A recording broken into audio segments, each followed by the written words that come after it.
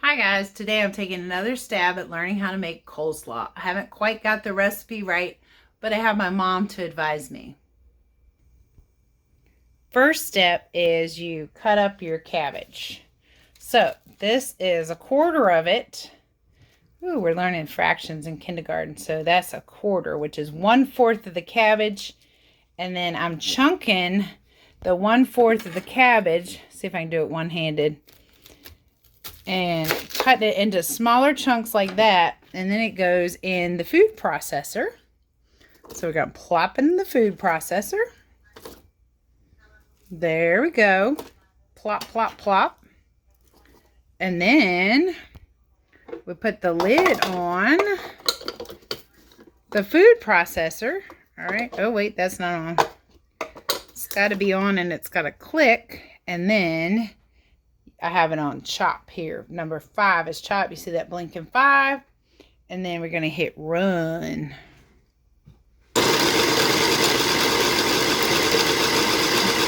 And then we just keep chopping. And then we hit stop. Stop. And then we're going to check it and see if it's shredded. This is so much easier than shredding it or cutting it with the. All right, and then I'm going to take the spatula and I'll scrape all that out. But see how it's nice and shredded? Yep. And then we'll add some carrots to it. Yep.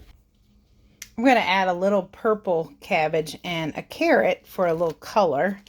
Cabbage actually will stay for a while in your fridge. This one, the outer things got a little slimy, but they were kind of protecting it. So I'm gonna put those over here in my mom and dad's compost bucket. Nice and colorful in the compost bucket. And then I'm gonna grind that too and add it to our cabbage. Then my mom is gonna help me come put the sauce on it, which is the yummy part. Okay, we added carrots and some purple cabbage. So now it's going to be really festive looking. See how when we mix it together, getting all those colors. All right, now for the good part, the sauce. You can buy a sauce at the store that's like salad dressing. I think it's actually called coleslaw dressing. There's probably different brands of it. You can do that and just dump it on and make it to the consistency that you like. But we're going to make it from scratch because that's what we do. Plus, I don't have the other one, so that's also why we're doing that. Okay, so here is what goes in the sauce. First, we've got apple cider vinegar. It's got the mother in it. And my mother's going to put the vinegar with the mother in it. That was a joke. All right. Next, we have mayonnaise. You see my parents like to buy in bulk. And salt. It's got the little salt symbol on it because they were recycling that container. And this big old thing of sugar. All right, Jane, tell us how we do it. You really have the wrong parent to get to do this. We're going to make do. The nice thing about making your own slaw is you can control the amount of mayonnaise that you put into it. You want enough mayonnaise in it to bind it together so it'll sort of stay. The vinegar will give it a sharp flavor, and the salt always brings out a little extra flavor. And from the South, you always put a little vinegar, a little sugar in everything you make. Not much, but just enough to make it delicious.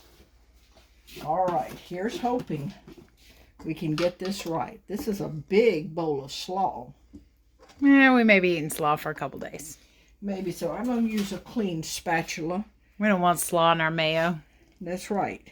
All right, so that looks like about a half a cup there for that. That's not going to be enough. I don't think I'm going to do about that much more. So that's going to be close to a cup of, or 3/4 to a cup of mayonnaise.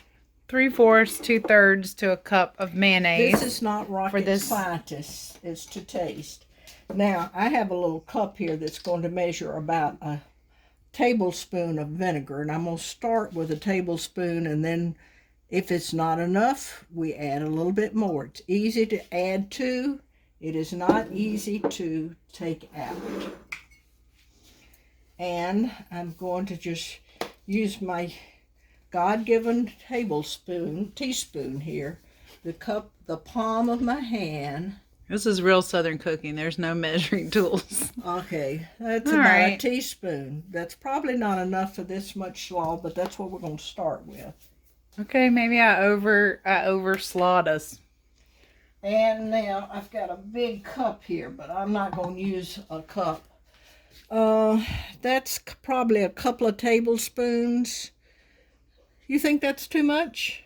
Yeah. All right, we're going to go with a couple of spoons.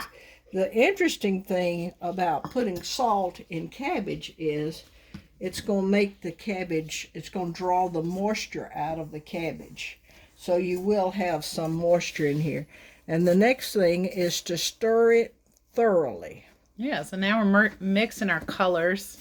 Our purple cabbage and our carrots and our regular whitish, greenish. Oh, these are all the secondary colors. Think about that. Green, purple, and orange. Yeah. It looks white, but it was really a pale green. Yeah. Some cabbages are greener than others. This one maybe was sitting in my fridge for a while. All right. Now, So it's starting to look a little slawy. It looks like we may have to add a bit more. Some people can just look at this and know how much to add.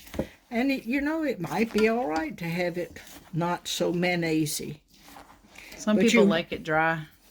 And you want to get all the way to the bottom of the bowl so that, oh, look, there's some that hasn't seen the mayonnaise yet. Yeah, because there was a whole head of cabbage in there. So we're just going to keep stirring for a little bit.